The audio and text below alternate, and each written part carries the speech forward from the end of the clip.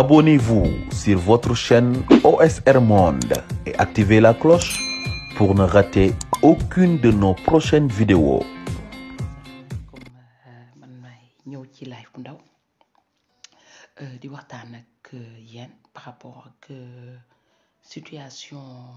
activiste yi nekk ci diaspora bi nga xamante ne tey ñu ci gën a bëri titre de séjour la ñu am mooy amuñu nationalité te ku ne titre de séjour da ngay soxla passeport donc ci passeport boobu nga xamante ne ci état Sénégal la dépendre ci loolu la Macky Sall di coincé activiste yi ak ñi nekk ci diaspora bi contre ko moo tax tey gisoon ngeen Assane Diouf bi mu nekkee États-Unis état Sénégal daf ko bañoon defaral passeport tey aussi même cas la que Félix maa ngi nuyu baax a baax que Ousmane Tounkara ak ñëpp ñu dugg ci live bi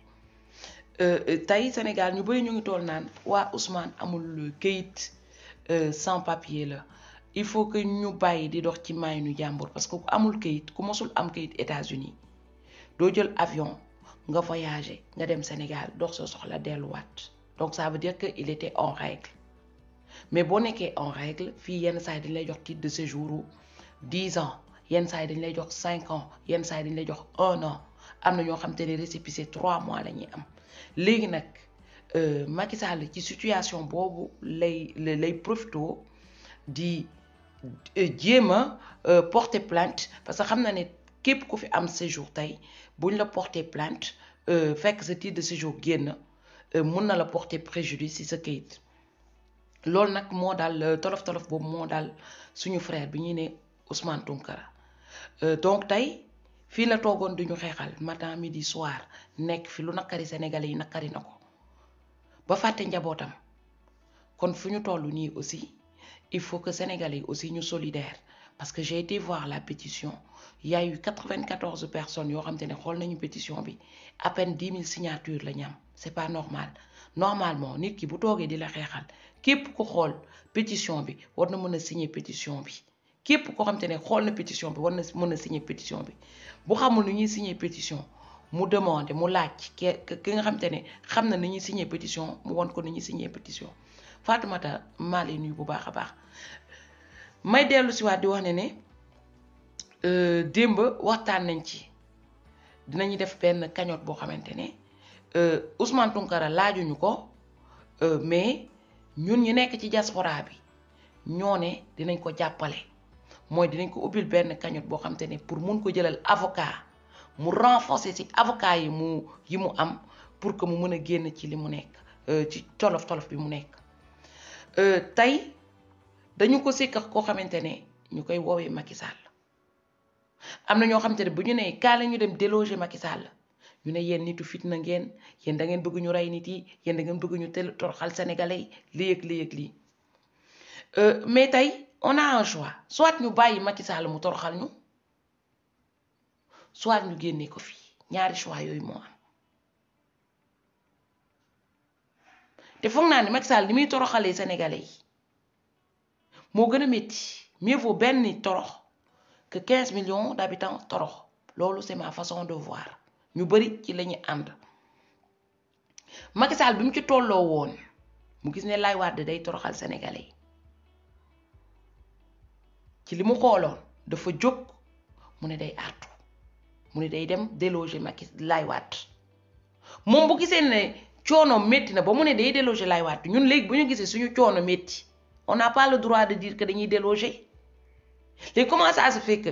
ñun en 2012 bi Macky Sall doon wax déloger kenn traité wu ko woon terroriste léegi tey en 2019 la même phrase signifie terrorisme maintenant c'est-à-dire li nekkuloon terroriste 2012 léegi terrorisme la léegi na may waxtaan ak sénégalais yépp parce que dafa am benn fee bu xew mu nekk benn soxna bu ñuy woowee Adji Sarr boo xam te ne kenn xamul fan la ko Macky Sall dem forêt fan la ko El Hadj Diouf dem forêt ñu arrangé ko teg ko mu ne moom dañ kaa violé histoire boobu noonu on l'a pris à la légère mais il faut pas le prendre à la légère parce que ba ñu déggee vidéo audio bi nga xamante ne moom la Dior Diagne SMS message bi mu doon envoyé Antoine Diome daf ci wax dafa tuddee président Ousmane Sonko DSK date kon ça veut dire que ñoom histoire Adji Sarr bi ñoom dañ ko bëgg a def comme histoire DSK ak Nafissatou Diallo te boo leen xoolee histoire DSK ak Nafissatou Diallo kan moo gagné jigéen ba moo gagné parce que dafa am ci monde bi ay association fumisterie yoo xamante ne fu jigéen sëkkatee ñu jóg ne dañ koy jàppale léegi association fumisterie yooyu noonu yenn saa yi duñu xool ndax dëgg la wala dëgg na dañoo fumiste ñoom na doon jigéen bu jóg rek da ngay gis jigéen boo xamante ne day dóor jëkkëram sax mu dem ca association fumisterie ba ñu jàppale ka da ngay gis jigéen boo xamante ne daa sàcc jëkkëram sax mu dem ca association fumisterie ba ñu jàppale ko mooy ñooñu ils cherchent pas à savoir si la femme a raison ou pas ils se mettent toujours du côté de la femme pour dire que la femme a toujours raison mooy gel bii nii Adji Sarr Macky Sall waxul ak yéen Sénégalais yéen vous êtes le cadeau de ses soucis Macky Sall association fumisterie yi nekk ci àdduna bi ñooñu lay woo en témoin pour ñu ñëw jàppale seytaane bi tudd Adji Sarr pour mu xool nu muy def pour jël président Ousmane Sonko ne ko ràpp tëj ko ci kaso bi te du ci takk benn yoon jot na cee for benn association fumisterie bu nekk Sénégal ñu yóbbu leen TV5 Monde ñu dem foofu toog ni dañuy défendre Adji Sarr association fumisterie yooyu noonu dañuy am ay réunion yu ñuy jokkalante mooy dañuy xamante présidente association fumisterie bi nekk Sénégal mun na xam présidente association fumisterie bi nekk Espagne xam bi nekk France bi nekk fële ainsi de suite gis ngeen bi Nafissatou Diallo amee woon problème ak DSK ñaata association fumisterie ñoo fi jóg ne dañuy défendre Nafissatou Diallo monde entier bi yépp ba ñu nee jàq Nafissatou Diallo xam nañu Nafissatou Diallo bii nii DSK mun ko violer long na ko large na ko mais association fumisterie bi ils se sont arrangés mais vraiment arrangés pour que ça soit un cas de viol orientin maa leen nuyu bu baax a baax mooy reetaan jeex na foo jeex na TikTok yi Sénégal la yem tey il faut ñu dem phase supérieure balaa Macky Sall di jël deuxième phase bi mooy Adji Sarr mii ngeen di gis ñett ñi nee nañ yërëm leen Adji Sarr bu leen ko yërëm gis nga hors tournage bi Adji Sarr dafa wër ne pëng kanam gi ne pëng mu taxaw dara saf ko Adji Sarr bu fekkee na ngeen foog ne Adji Sarr li ngeen def saf na ko Adji Sarr dara saf ko Macky Sall dafa tànn cible am boo xamante ne Adji Sarr lu mu namul ci nit rek dakaa amut Adji Sarr boo leen nee jàq kanam gi hors caméra ak yeneen TikTok yi muy def di nga xam ne Adji Sarr yàgg nay mbaraan te ku ne mbaraan mooy koo xamante ne day def tout pour am li mu bëgg par tous les moyens ci loolu lañ ko yar ci la màgg ci la nàmp ci lañ ko mooñ soo ko li maa leen nuyu bu baax a baax tey bu leen foogee ne Adji Sarr mii dafa feebar Adji Sarr feebarul Adji Sarr dara jotu ko ci àdduna Adji Sarr elle est dans son rôle et elle va jouer son rôle jusqu'au bout encaisser xaalis bi muy encaisser bu paree mu dem yoonam ngeen dégg ci dégg-dégg ñu ne la Adji Sarr am na doom Adji Sarr amul vie bu stable léegi Adji Sarr boobu soxla xaalis ñu jox ko rôle dafa mel ni ñu ne nit demal rey nit ñu fay la xaalis demal def lii ñu fay la xaalis demal cagatu ñu fay la xaalis demal yéen est-ce xam ngeen histoire de stop girl yi nga xam te ne jigéen yi nga xam te ne dañ leen di jël ñuy accompagner homme d'affaires yi pour que ñu mën a gagner ay affaires ay marché Adji Sarr dafa pareegul ci ñun bokk Adji Sarr dinañ ko ngemb àndale ko ay avocat yoo xam te dañu nekk Sénégal àndale ko ay avocat yi nekk point de vue international parce que l'enjeu économique est énorme tey bu ñu la nee Sénégal 3e producteur de zircon am na dëkk yu bari ba ci Australie bëgguñu exploiter seeni zircon parce que day polluer day joxe yenn maladie ñu trouver dëkk bu mel ni Sénégal ñu ne la évolution technologie bi fi mu toll nii amul benn matériau boo xam te dañ koy utiliser te du jël zircon ñu ne la zircon boobu noonu benn dëkk rek la waa dëkk bi dul xeex seen ak seen yelleef bu ñu polluer dara du leen saf bu ñu deeree dara du leen saf ñu leen dëkk boobu Sénégal la tudd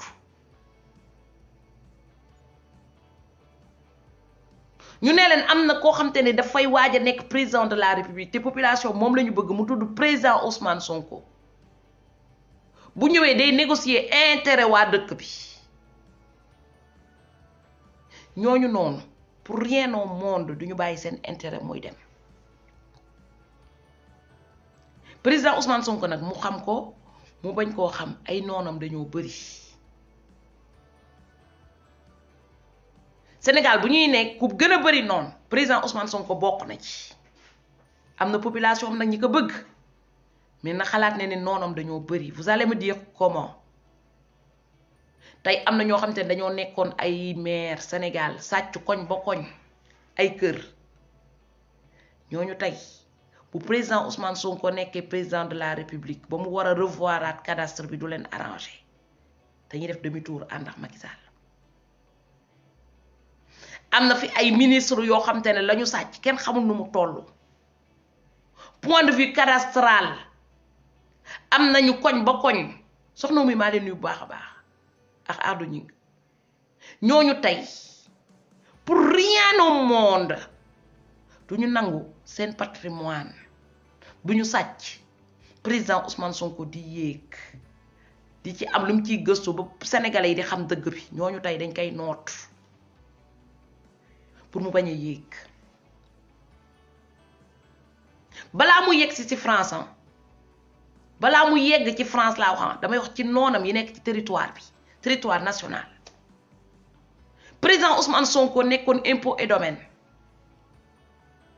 mu doon fay liggéey ak ay collègues am yoo xam te ne ñoom ñëpp ay sàcc lañu woon ñu ci gën a bëri am ci ay alal yu takku ñooñu tey président Ousmane Sonko bu naree nekk président de la République nar a revoiraat seen patrimoine yépp Macky Sall la ñuy àndal parce que moo leen arrangé parce que bu fekkee ne ñoom lu ñu faaj seen àdduna yi benn kër lañ ci waroon am ñu am ci koñ ba koñ ñooñu tey dañuy def demi tour ànd ak Macky Sall yegguma ci multinationales yi de ba léegi problème yi nekk ci terrain bi laay wax yi nekk sur le terrain mu am ñoo xamante ne dañu nekkoon ay chef de quartier am kër yu bari Sénégal parce que boo amee kër da nga war di fay impôt taxe d'habitation da nga ko war a fay wala taxe foncière ñoo ñëpp du ñuy fay loolu léegi njuuj njaaj yooyu yëpp xaalis boobu yëpp waroon dugg ci état bi président Ousmane Sonko bu naree ñëw def mise à jour ñooñu dañuy yokk ci noonu yi mu am ñoo xamante ne dañu nekk des bouffes merde mooy ñoo xamante ne dañ leen jox benn liggéey bu ndaw ci état bi c'est-à-dire soi-disant planton petit courrier petit ceci petit cela am ñoo xamante ne amuñu benn diplôme ñu nommé leen ay chef te nekkuñu te amuñu benn diplôme ñooñu tey bu ñu waree régulariser situation Sénégal pour teg ñu am compétence pour dëkk bi daw bu ñu xam ne président Ousmane Sonko bu ñëwee def loolu ñoom dañuy ñàkk seen poste ñooñu Macky Sall dañuy voter léegi nag xam nga ñan ñoo des ñi nga xamante ne tey jii ñoom le président Ousmane Sonko arrangé mooy population lambda bu amul dara mooy maire bi jaay gerte ci mbedd bi ñu koy jox muy fay juuti te amul benn avantage parce que bu dee fii France sax booy fay juuti di fay ay charge te amoo revenu bu bëri état da la war a fay as tuut pour nga mën a dund dignement mën a continuer say activités ñooñu tey amuñu loolu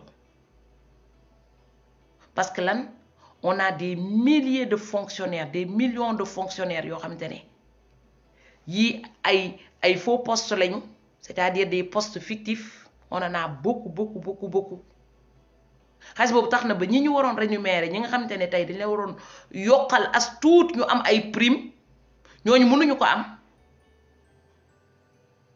tey dafa am ñoo xamante ne tey ñoo tënk suñu système bi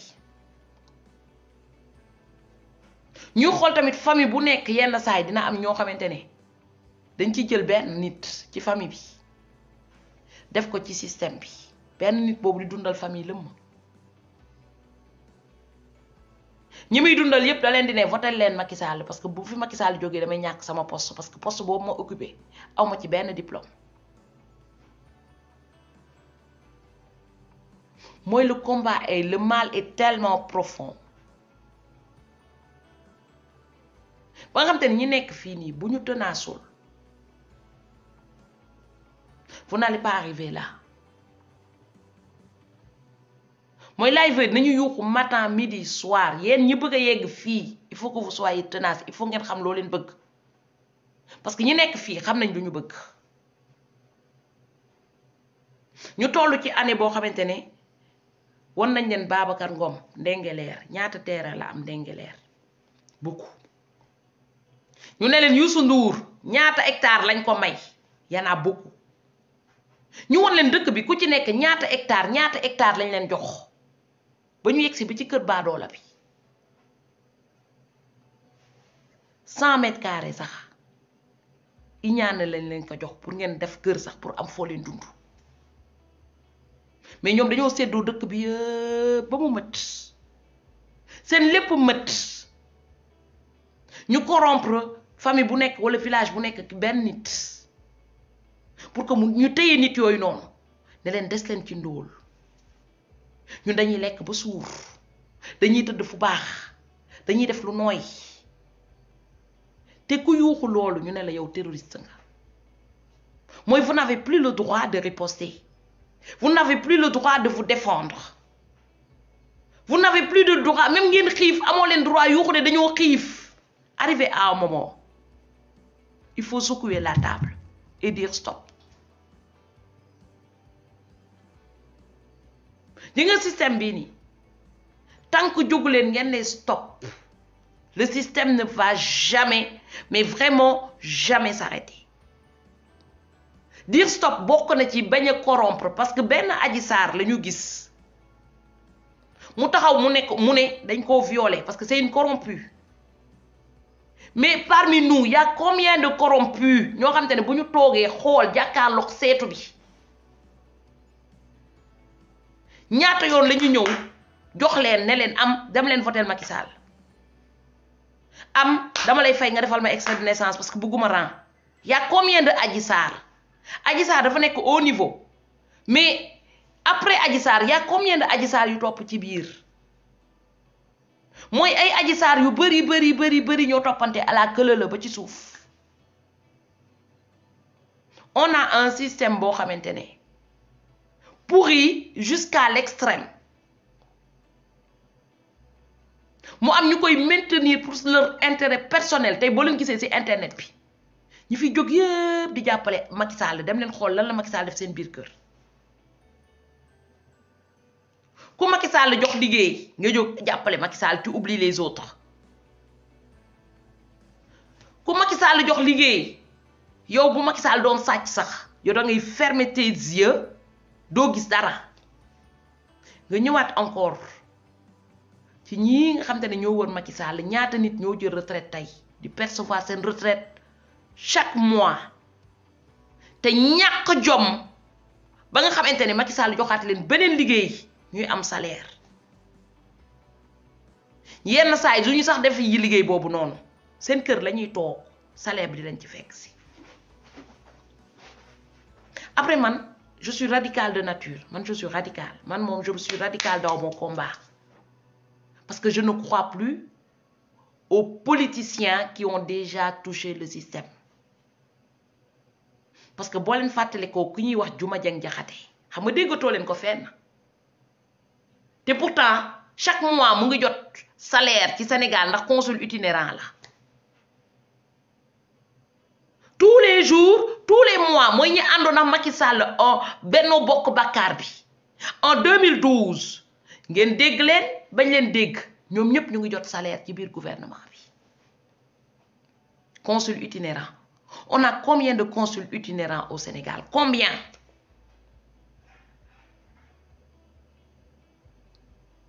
Mali Sène maa ngi nuyu bu baax a baax ñaata consul itinérant la ñu am ba ci Talla Daaf bii nekk Mantes-la-Jolie nekk adjoint au maire en France ba pare ñëw nekk encore suñu consul itinérant ci pays bu nekk 25e pays le plus pauvre au monde poste bu nekk ñu inventé ko teg ci seen mbokk pendant ce temps ngeen dem université xool étudiants yi pour ñu fay leen benn bourse bu 30 000 francs sax problème la mun nañ leen dóor ba rey leen y a des gens qui conçoivent que Macky Sall rey ay sénégalais mais mënuñu concevoir ay sénégalais jóg ne dañuy xeex seen ak seen yelleef c'est ça que je comprends pas Macky Sall a le droit de nous tuer ay policiers Macky Sall mun nañ dugg kër jàmbur dóor borom kër gi ba mu dee ñu lëmas ko ci ay matelas yóbbu ko indiwaat ko ça ne choque personne mais quand le peuple se lève ça choque des gens quand le peuple dit non ça choque les gens c'est ça que je ne comprends pas ci dëkk bii nii ba ñu waree jóg du tey de dëkk bu ñu fekk père de famille nekk commerçant ñu ne tissu moo tax tissu bu mu jëndoon ñu ne tissu boobu dañ koo sàcc ban monde la ñu nekk père de famille nekk commerçant tissu tax ba ñu ñëw ba ci këram génne ay doomam dóor ko ba mu dee foofu yëpp fee sax deret ñu lëmas ko yóbbu ko indiwaatal leen koor bi loolu ba léegi choqué wul kenn ba ñu war a jóg yàgg na de El Capo jël xeer benn jeune boo xamante ne lan la doon def boulanger pour dundal yaayam papam ay mbokkam dem di jënd ji xorom yore jakartaawam policiers yi taxawal mu bañ xeer ñu dóor ko mu dee ci saasi El Capo ba léegi mu ngi continuer nekk policier Sénégal ana Pape Sarr xar ñu ne benn maire moo ne dañu sàcc ay xaram policiers yi ñëw jël këram jël si ko si këram dóor ko ba mu bëgg a dee indiwaat ko ñëwaat jël si waat ko sotti ko pétrole taal ko noonu la deewee ba léegi choqué wul nit yi pour tuer Macky Sall tue toujours des gens tey tous ces crimes là kan moo dem ci du point de vue international mu dénoncer ka kan moo def pétition pour dénoncer crime yooyu noonu te bavures policières yi yépp ci jamono Macky Sall la am toutes ces bavures policières là ci jamono Macky Sall la am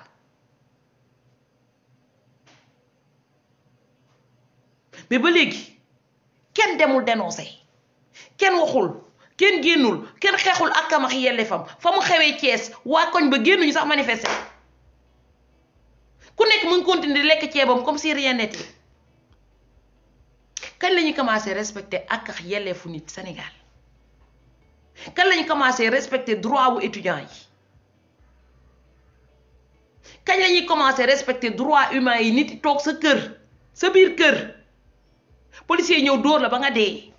nga toog sa kër policier ñëw tirer la balle ci sa tànk qui ne dit rien consent mu nekk entre parenthèses ñu ñëwaat encore ci système bu pourri bi parce que ñu bëri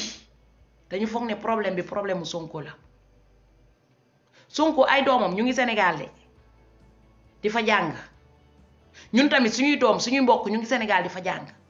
même problème yi doomu Sonko di rencontrer dans la vie courante c'est-à-dire dem jàng ba am say diplôme war a liggéey nga taxaw ci benn poste tasi fa mbokk Macky Sall ñu ne mbokk Macky Sall bi moom dina am liggéey parce que mbokk Macky Sall la yow doo am liggéey parce que doomu Sonko nga yow doo am liggéey parce que doomu maam nga yow doo am liggéey parce que doomu baadoola nga ça a toujours été comme ça mais boo leen génnewul système bi ça va encore continuer d'être comme ça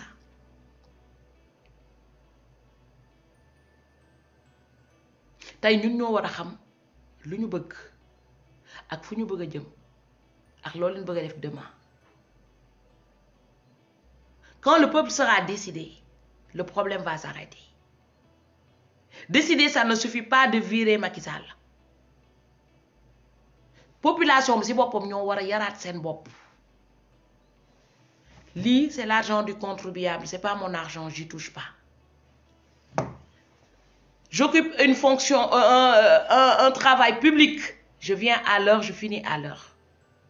vrai lion maa leen nuyu bu baax a baax loolu éducation la éducation discipline la parce que si Macky Sall est corrompu et que le peuple est corrompu on n'ira pas loin tey je vois devant Sonko un homme qui a envie de faire qui a beaucoup à donner mais malheureusement le peuple est tellement corrompu ba tey bu génnoon ne aw ma dara kaa leen topp ma 50% de la population ou 90% dinañ dem topp ki am parce que le peuple est corrompu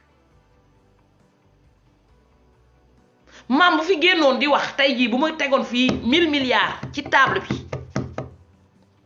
di wax ne ku seetaan ku partager di nga am temps les gens vont partager par contre bu ma fi tegoon benn live boo xam te ne c'est utile pour tout le monde et il y a pas d'argent les gens ne vont même pas partager ils vont même pas s'attarder mais dès qu'il y a de l'argent le téléphone arabe passe vite Macky Sall am na problème mais ñun population sénégalaise une bonne partie aussi ñun ci maladie jàngoro Sénégal ci lañu bokk mooy si suñu biir ñun population lambda bi feebar on a des milliers de Adji Sarr ci suñu biir balaa ngay xam ne on a des milliers de Adji Sarr suñu biir nga fréquenter ay politiciens même dans Pastef y a des milliers de Adji Sarr yoo xam te ne tey bu leen Macky Sall ne woon kaay leen milliards a ngi nii ils y vont suñu famille yépp ñun ñëpp suñu biir famille y a des Adji Sarr des gens corrompus comme Adji Sarr y en a moo tax l'histoire de Adji Sarr ça ne choque pas le Sénégalais parce qu'il y a plein de gens qui vivent comme Adji Sarr nga dugg ci biir église am na ay Adji Sarr nga dugg ci biir jàkk am na ay Adji Sarr vous trouvez tellement de Adji Sarr ba nga xamante ne loolu dafa mel ni Adji Sarr mel dafa bokk suñu culture def nañ ko ba jigéen boo xamante ne tey jii nii man gis naa fi koo xamante ne fii la nekkoon ci kaaw bi mu ñibbi Sénégal yokk ko salaire bu baax wóor na ko ne li Macky Sall nekkee du dëgg du yoon de mais comme foofu la ceebam di neexee moom foofu la dem bokk te bokk na ci ñiy défendre Adji Sarr ca kanam la nekk takk fa ribb ànd ak Adji Sarr di ko défendre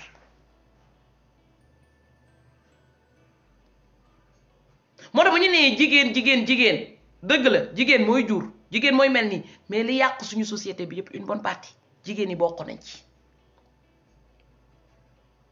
ndax jigéen mooy sol lu dang dugg ci bureau pour charmer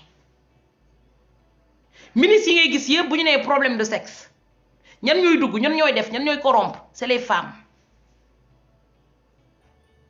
ñaata jigéen yoo xam te ne jànguñu xëyuñu gontuwuñu kenn déggatu leen na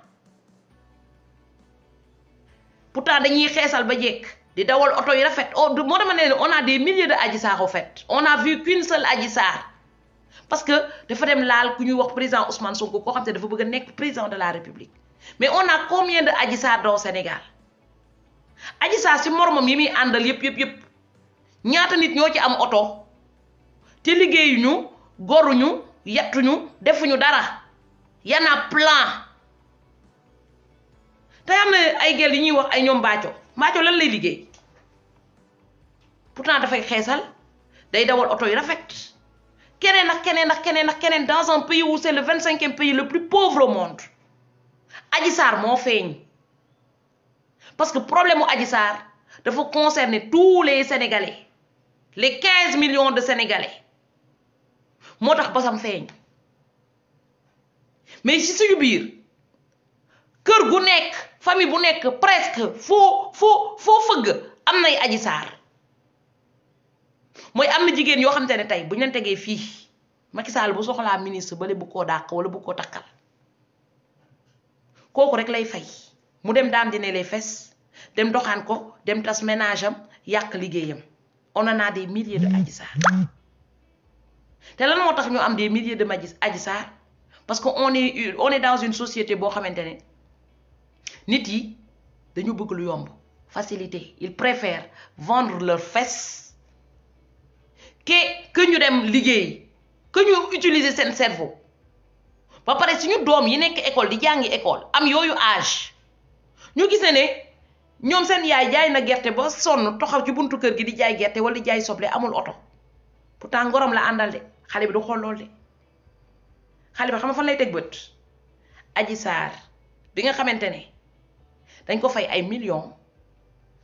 pour mu ne président Ousmane Sonko da koo violé bu subaa mu nar koo rombax 4-4 bu Adji Sarr amee 4-4 suba beneen nit bu bëggaatee tilimal beneen nit c'est très facile parce que xale yëpp xooluñu jëf bii Adji Sarr def de mais oto bi mu ci am passeport bi mu ci am dund bu neex bi mu ci am boobu la ñuy xool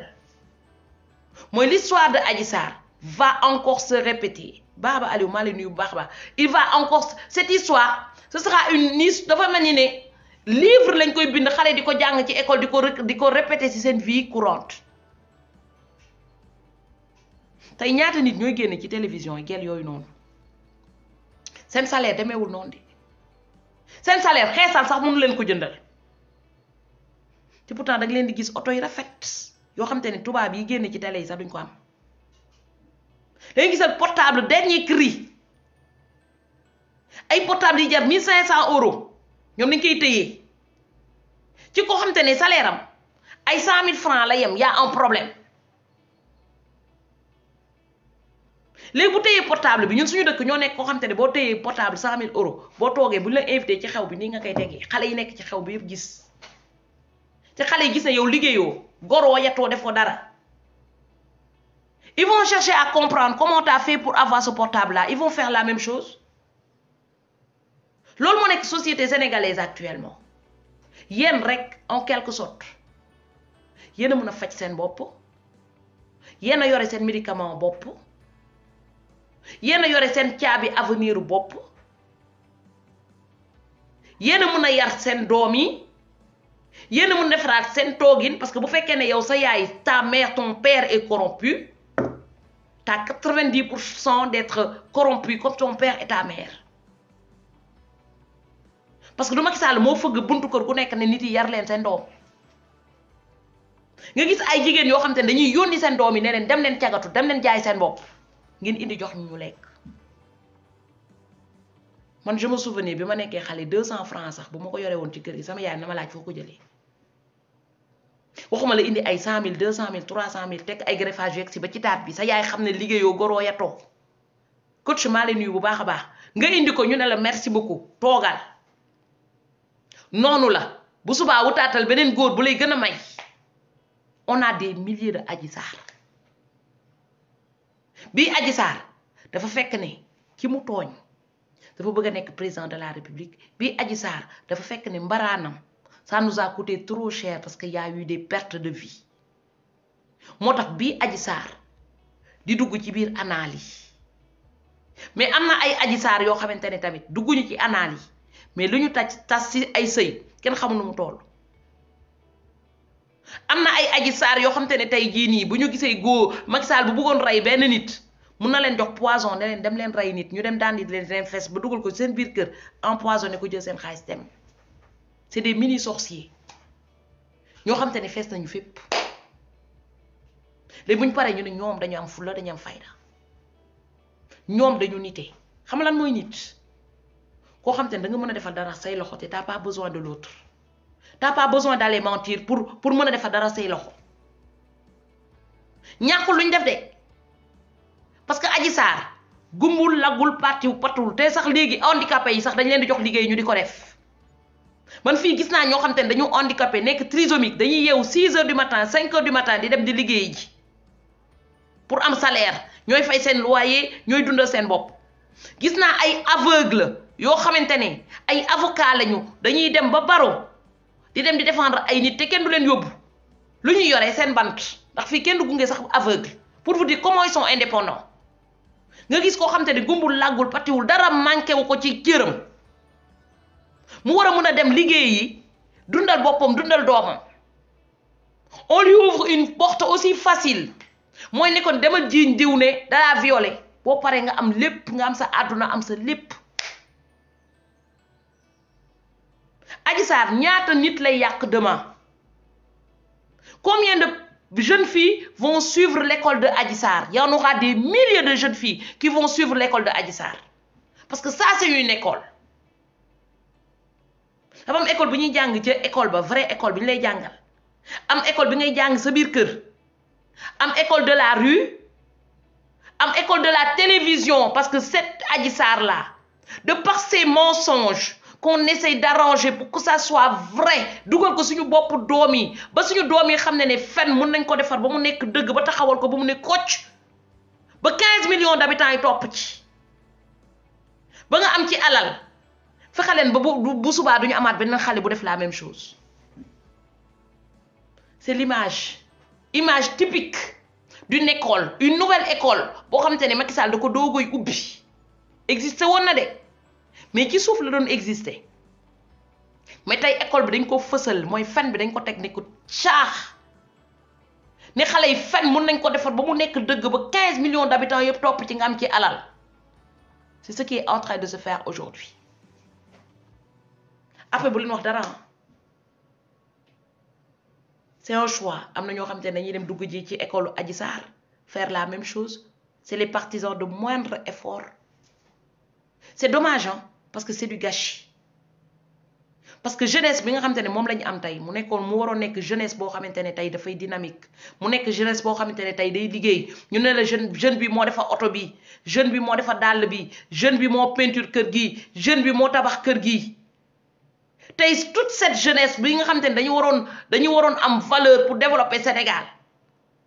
tey une partie de cette jeunesse la ñuy jël sacrifier defal leen lavage de cerveau pour qu'ils soient corrompus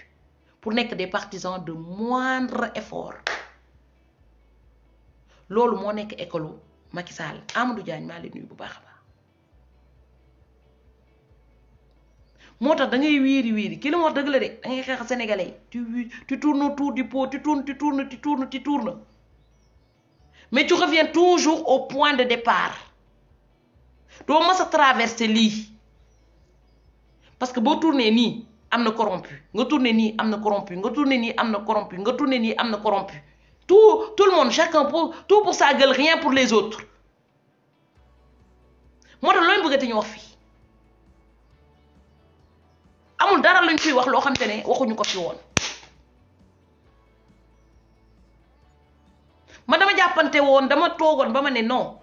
ñi ànd ak Sonko yëpp ñooy ñi nga xam te ne ndeysaan ils sont pas corrompus mooy ñi nga xam te ne ils veulent c'est des vrais patriotes mais bi ma newee ba nii ba yegg si ba fii ba yegg si ba fii je me suis rendu compte que le politicien qui te dit que ne man je ne suis pas corrompu et que je suis patriote il est là pour sa gueule topp ci ginnaaw Sonko naan patriote patriote patriote patriote moom ay patriote yoo xamante ne bu ñu ramassé xaalisu nit yi ba yegg si ba fii dem ci restaurant lekk ci ba suur leur gueule d'abord le reste après ngay def tour bi def tour bi def tour bi ba yegg si ba fii tu te dis que déjà kañ la affaire bi di changer ça ne changera pas tant que les gens ne changeront pas leur mentalité maladie bi ñu am ñun suñu maladie ci boppam ci ñun la ñun sénégalais yi en quelque sorte kër gu nekk dafa am benn malade bu fa nekk yenn saay ki gën a feebar mooy père de famille bi wala mère de famille bi te bu fekkee ne kii yar dafa feebar ñi ci topp nu ñuy mel dañuy feebar après ñun suñu feebar dafa grave ba nga xamante ne li Adji Sarr def mooy c'est-à-dire tu es une menteuse tu es une voleuse nga ñëw jël muuru ne nii toog ne nii ñëw taxaw parce que c'est comme ça que ça marche da ngay dem cagatu ba pare nga ñëw taxaw nga ne nii da ngay dem nga sàcc ba pare nga ñëw taxaw nga ne nii parce que c'est comme ça que ça marche dans cette société tant que tu es hypocrite t'es bien vu ainsi de suite tey Adji Sarr mi muuru elle sera bien vue que maam mi ñëw njañu taxaw di wax a nit yi après mu def nii yërëmtalu ngeen ne Adji Sarr dafa feebar ngeen ne Adji Sarr elle est en danger ñun ñoo nekk en danger Adji Sarr bés bu jotee milliards yooyu noonu ba moom ay garde corps yi taxaw di ko defar amanaa si seen biir am na jëkkër boo xam ne sàcc na ay milliards ñun ñoo feebar ñun ñi jàkkaarloo Adji Sarr ne Adji Sarr dafa feebar Adji Sarr bu feebaroon sax bés bu milliards yi duggee ci biir poche bi day wër ba ne pëng jàkkaarloo ñun ñu naan wax bi sénégalais yëpp di def bu ko du jik Adji Sarr rek lay jik Adji Sarr bu demee ba am passeport diplomatique am ba ñu fay ko 50 millions wala 100 millions wala 1 milliard ba mu jéggi océan bi ba dem taxaw fële dootul seetaanati télévision sénégalaise dootul làkkati olof dootul làkkati séeréer day defal boppam lavage de cerveau boo xam te ne kenn du xam ndax mos na dund sax Sénégal yàlla ba mu dem ci île Caraïbes bi yóbbu fa doomam bu ko neexee sax bu dee papam kese moo ko desee Sénégal ak mbokkam yëpp mu paasal leen ñu nekk ci wetam ñun ñoo feebar ñun ñoo amut ñun ñoo ndóol ñun lañ faalewul toog leen fi naan da ngeen di toog da ngeen di yërëm Adji Sarr Adji Sarr son plan est déjà tracé bu au cas où vous le saurez pas Adji Sarr plan wam da ko tracé ba mu jub xocc Macky Sall tracé ko ba mu jub xocc Macky Sall du ci tilim benn yoon parce que nee ngeen Macky Sall nee na loolu moom il a d'autres choses à faire que de s'occuper du problème de Adji Sarr moom day wacc fii Adji Sarr di dérouler avec l'association des fumisteries ba mission bi jeex mission accomplie ba ñu ne rap président Ousmane Sonko tëj ko ci kaso bi Adji Sarr jël ay milliards am Adji Sarr jël volam Adji Sarr jël passeport diplomatique am Adji Sarr dem di Adji Sarr peut vivre heureux dans un autre monde sans pour autant connaître des Sénégalais man maa ngi nii nekk ci koñ bi bu ma gisee Sénégalais Paris laa jëm wala ma dem ba centre de ville montage pour gis benn Sénégalais est-ce que ça m'empêche de vivre? Non, je vis. Adji Sarr va faire pareil yàlla buñ ko wutal kër gu rëy mu mën a fay ay mindaanam ba pare jekk bay bëgg a dee bu rombee am jabar bu jëkkër ju baax fexe leen ba Adji Sarr malheureuse dégg ngeen sama gars yi maa leen di ñaan ngeen partager vidéo bi ma leen di nuyu yéen ñëpp dina ñi ànd ak seen ngor nañu continuer ànd ak seen ngor un jour ça va payer ñi nga xam te dañoo goree di nañu changer bu ñu bëggee am société Sénégal bu baax Abonnez-vous sur votre chaîne OSR Monde et activez la cloche pour ne rater aucune de nos prochaines vidéos.